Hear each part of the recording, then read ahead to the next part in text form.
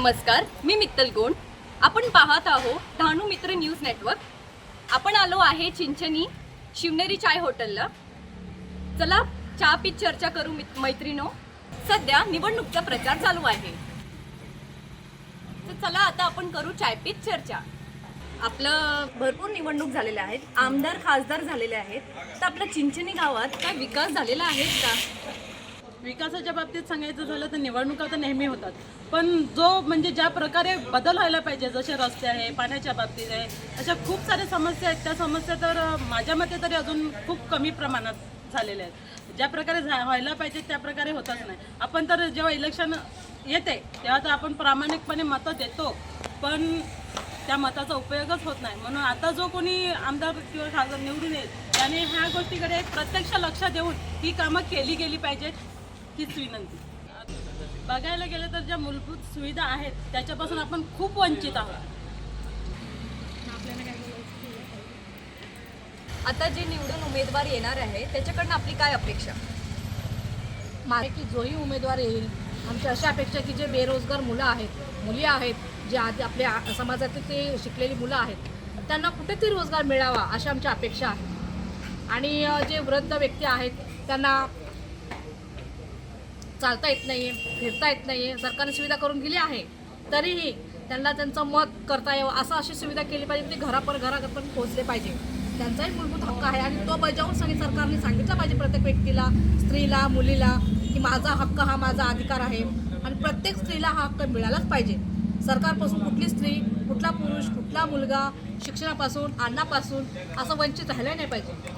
आणि आज सरकारने अशी सुविधा केली पाहिजे की आमच्या भारतात आमच्या महिला ह्या महिला आघाडी म्हणून जनतेपासून आपल्या भारतामध्ये पहिल्यावर टक्केच्या गेल्या पाहिजेत. मुलांना हा शिक्षणापासून वंचित राहिल्या नाही पाहिजे. मुली ह्या घराघरातनं बाहेर निघाल्या पाहिजे.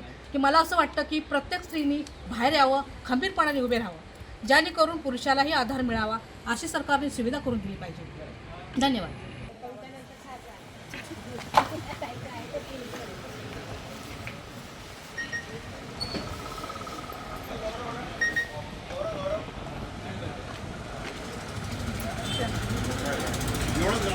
माझं मत असं आहे की आपला जो पालघर जिल्हा आहे, जो शिक्षणाच्या बाबतीत मला वाटतं खूप कमतरतेमध्ये कुठेतरी कमतरता मला असं वाटते की प्रत्येक लहान मुलाला जेव्हा तो नर्सरी असो ज्युनियर त्याला इंग्लिश ही आलीच पाहिजे.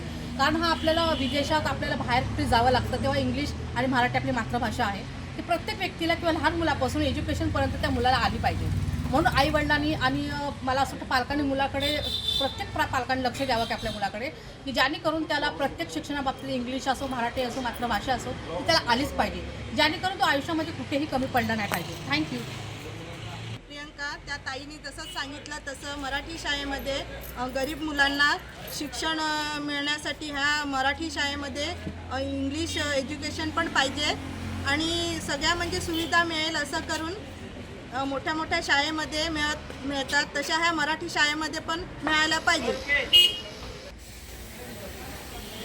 निवडून येणाऱ्या उमेदवाराकडून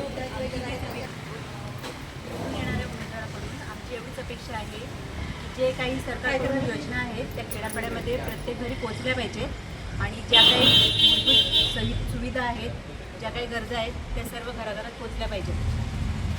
अपेक्षा निवडून येणाऱ्या उमेदवाराकडे आमची आहे. Thank you so much. चाय पीत चर्चा खूप छान झाली आहे. जे काही योजना काढलेली आहे ते सर्वांपर्यंत पोहोचली पाहिजे आणि आता जे येणारी योजना आहे ते पण सर्वांकडे पोहोचली पाहिजे. Thank you so much.